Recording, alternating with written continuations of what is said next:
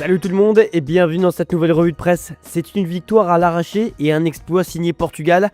Comme le rapporte Ojogo, la Seleção s'est imposée 2-1 face à l'Allemagne à l'Allianz Arena, décrochant son ticket pour la finale de la Ligue des Nations. Menés après un but de Wirtz, les hommes de Roberto Martinez ont trouvé les ressources pour réagir dans le dernier quart d'heure grâce à Francisco Conceição, puis Cristiano Ronaldo, servi par Nuno Mendes. Le sélectionneur portugais, pourtant critiqué pour un 11 de départ audacieux, a vu ses choix payants. Les entrées de Vitinha et Conceição ont totalement changé le cours du match. Malgré une météo chaotique avec de la grêle sur la pelouse munichoise, le Portugal signe une victoire historique et affrontera l'Espagne ou la France en finale. Tout avait pourtant bien commencé à Munich, souligne le journal Abeilleitung. Ambiance de fête, 100e sélection pour Joshua Kimmich et ouverture du score de Florian Wirtz, mais la suite fut cauchemardesque. L'Allemagne s'est effondrée après l'heure de jeu, plombée par des changements précipités de Nagelsmann, et a vu le Portugal lui passer devant. Conceição puis Ronaldo ont ruiné les espoirs allemands. Le quotidien local décrit une équipe déboussolée et une Allianz Arena balayée par une météo capricieuse. Résultat, l'Allemagne devra se contenter de la petite finale dimanche à Stuttgart et reste sans titre malgré une génération prometteuse. Selon Ojogo, le FC Porto a trouvé un accord avec Al Ahly pour recruter Gabri Veiga. Montant de l'opération, 15 millions d'euros plus 4 millions d'euros de bonus pour un contrat jusqu'en 2030, assorti d'une clause libératoire de 65 millions d'euros. L'Espagnol de 22 ans, ancien grand espoir du Celta Vigo, a accepté une baisse de salaire pour rejoindre les Dragons, séduit par le projet sportif. Le club portugais a dû accélérer la manœuvre avant les congés officiels en Arabie Saoudite. Tout ça dans le but d'enregistrer Veiga dans la liste pour la Coupe du Monde des clubs. Il est attendu ce jeudi à Porto pour la visite médicale. C'est une affiche de gala qui se joue ce soir à Stuttgart. L'Espagne et la France s'affrontent en demi-finale de la Ligue des Nations dans un choc aux allures de finale avant l'heure. L'équipe titre Caramba encore eux, soulignant le poids de cette rivalité historique. Malgré leur statut de vice-champion du monde, les Bleus abordent ce sommet en outsider face à une Rora auréolée de son titre européen. Mais Didier Deschamps prend des risques, il opte pour un 4-2-3-1 résolument offensif avec Doué à gauche, Dembélé à droite, Mbappé en pointe et Olise en meneur de jeu. Une compo ambitieuse pour un moment charnière. Au-delà de l'enjeu sportif, Ojogo, As, Bild et le Parisien s'accordent. Ce match pourrait être décisif dans la course au Ballon d'Or 2025. D'un côté, Lamine Yamal, auteur d'un triplé avec le Barça, Liga, Coupe, Supercoupe, et de 43 contributions décisives, 18 buts et 25 passes, porté par une aura médiatique grandissante, plus de 15 millions de followers par rapport à Ousmane Dembélé. De l'autre, justement, Ousmane Dembélé, moteur du quadruplé parisien et fort de ses 33 buts cette saison, mais cette opposition dépasse les chiffres. As rappelle que Yamal ne participera pas à la Coupe du Monde des clubs, ce qui pourrait donner l'avantage à Dembélé sur la ligne d'arrivée. Une analyse partagée par Bild, pour qui ce duel direct en demi-finale d'une compétition majeure pèsera lourd auprès du jury international de son journaliste.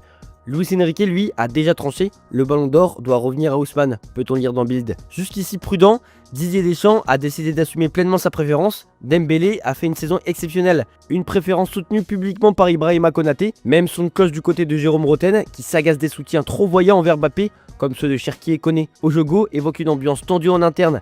La course au Ballon d'Or s'invite dans le vestiaire des Bleus. La tension monte aussi hors du terrain. Lamine Yamal n'a pas hésité à relancer la guerre des nerfs à travers les réseaux sociaux. À la veille du match, il a publié en story Instagram une photo de son superbe but contre la France lors du dernier Euro.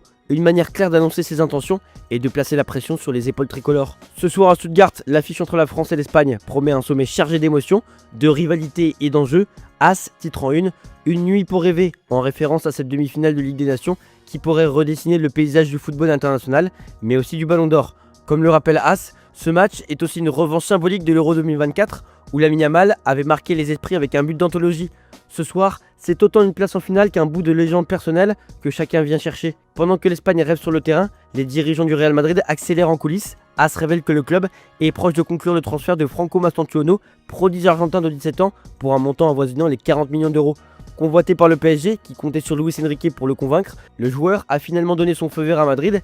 Runi Calafat, architecte des derniers gros coups madrilènes, est personnellement à Buenos Aires pour négocier avec River Plate, qui reste ferme, pas un centime sous la clause. Le Real veut intégrer Mastantuono rapidement, signe de la confiance placé dans ce talent précoce, déjà appelé en sélection argentine. La pression du PSG dans le dossier pousse le Real à boucler le transfert dans l'immédiat, alors qu'ils avaient l'intention de le faire en janvier prochain. Et pendant que le Real prépare l'avenir, Carlo Ancelotti entre dans une nouvelle ère, celle de la Seleção. Comme le rapporte As, le technicien italien débute ce soir face à l'Équateur, à Guayaquil, dans le cadre des qualifications pour la Coupe du Monde 2026. Un contexte difficile, un temps de préparation réduit, mais un effectif de stars pour poser les fondations. Premier étranger de l'histoire à diriger le Brésil, Ancelotti incarne une nouvelle ambition, renouer avec la victoire après des années de disette et ramener la Coupe du Monde au pays du football. De son côté, le FC Barcelone avance sur son mercato. Le Mundo Deportivo annonce que Juan Garcia, gardien prometteur de 24 ans, va quitter l'Espagnol Barcelone pour rejoindre le Barça.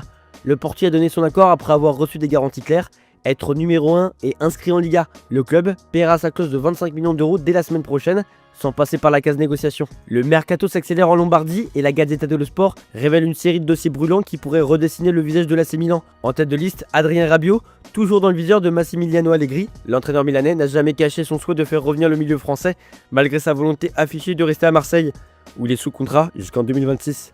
Un transfert ne coûterait qu'environ 10,5 millions d'euros, un montant accessible. Milan pourrait toutefois bénéficier d'un coup de pouce inattendu, le départ de Luka Modric du Real Madrid, dont l'arrivée est imminente selon la Gazzetta. Le Ballon d'Or 2018 s'apprête à signer un contrat d'1 an avec le club pour 3,5 millions d'euros, plus des bonus. Un transfert autant symbolique que stratégique. À 40 ans, Modric reste performant et rêve de jouer pour le club qu'il supporte depuis l'enfance. L'officialisation dépend encore du calendrier du Real Madrid, engagé dans la Coupe du Monde des clubs. Pendant que Milan rêve en grand, l'Inter est en quête d'un nouveau leader sur le banc.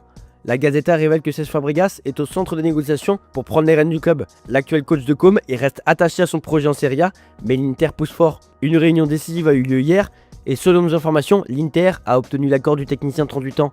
Pour rappel, si le deal ne se conclut pas, des alternatives existent. Patrick Vieira ou Christian Kivou sont prêts à entrer en scène. Le président Marotta veut boucler ce dossier avant le départ pour la Coupe du Monde des clubs à Los Angeles. Côté terrain, l'Inter prépare aussi une refonte de sa ligne offensive. Selon la Gazzetta, Rasmus Højlund, en difficulté à Manchester United, n'écarte pas un retour en Italie. L'Inter aimerait un prêt avec option d'achat à 45 millions d'euros, mais les Red Devils préfèrent une vente sèche. Les négociations se poursuivent et en parallèle, Pio Esposito, blessé pour l'Euro U21, pourrait être intégré à l'effectif pour la Coupe du Monde des clubs. L'Inter travaille donc à une attaque à 4 têtes, Lautaro Martinez, Thuram, Højlund et Esposito, sans oublier Taremi, toujours dans les plans du club. Le mercato s'agite aussi en Angleterre et le Mirror dresse un panorama d'un été bouillant, notamment à Manchester City.